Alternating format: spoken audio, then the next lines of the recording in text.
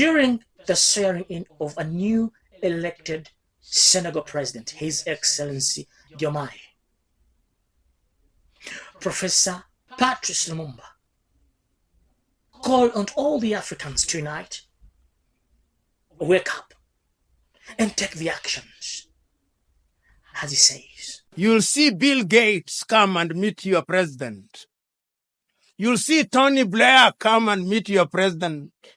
You'll see Macron come and meet your president. You'll see all of them.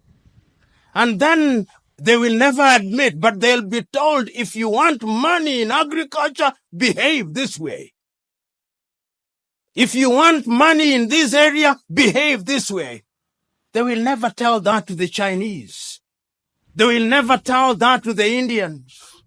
But in Africa, they tell us.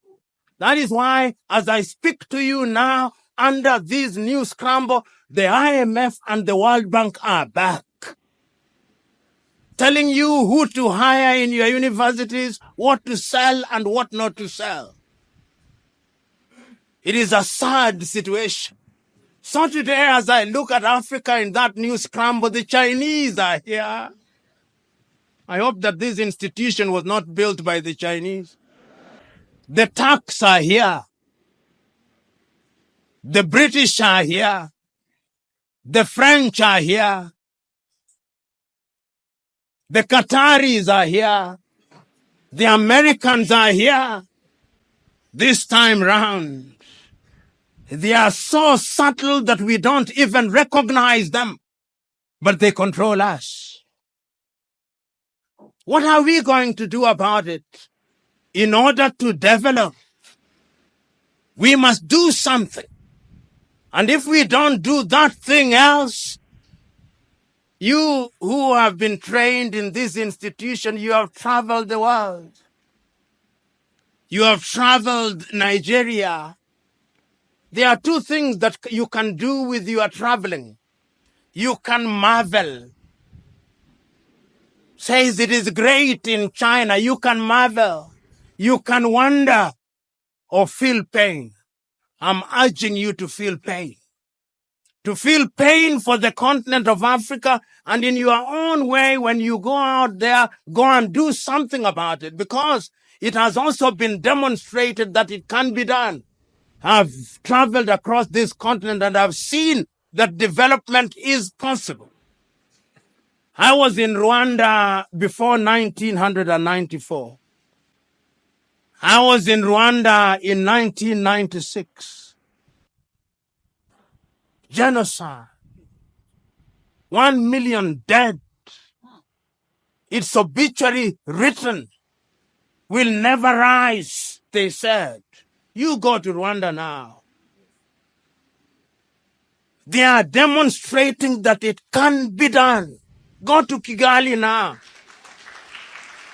See what they are doing in the health sector in their own small way.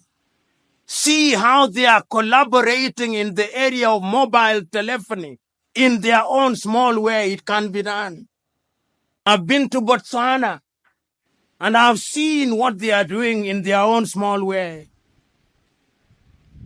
I've been to Mauritius, see what they are doing in their own small way.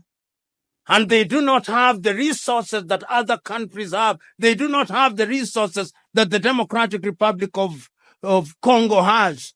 And I'm giving these examples to say that indeed it can be done, and it can be done within the continent of Africa. So what we must do is to begin to pull together. You know, as I've been sitting and listening, I was also struggling to have internet in this room. And every effort was being made to connect me to internet. And all those efforts failed. Why? Because we are in an era of the Internet of Things. We are in an era of nanotechnology.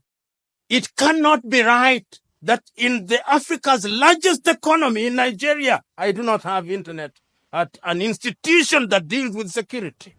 You get the point that I'm trying to make? It cannot be right.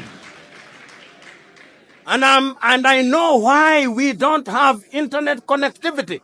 It is because we are divided. We have 55 telephone access codes. Nigeria 234, Ghana 233, Kenya 254, Tanzania 255, Uganda 256, Zambia 260, Zimbabwe 263. How can we, in this day and age, you cross into Benin, you cross into Togo, you cross into Guinea?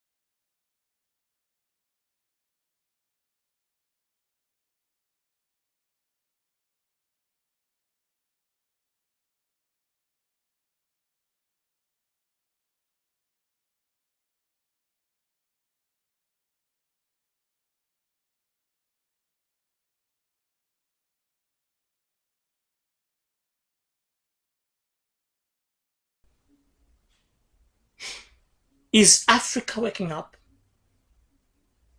Or is it the rebirth of the Africa? Lastly, is it a revolution in Africa? Take up a seat on the international platforms. Kindly comment, subscribe, and press the notification bell. Thank you for tuning into Ad Media Africa.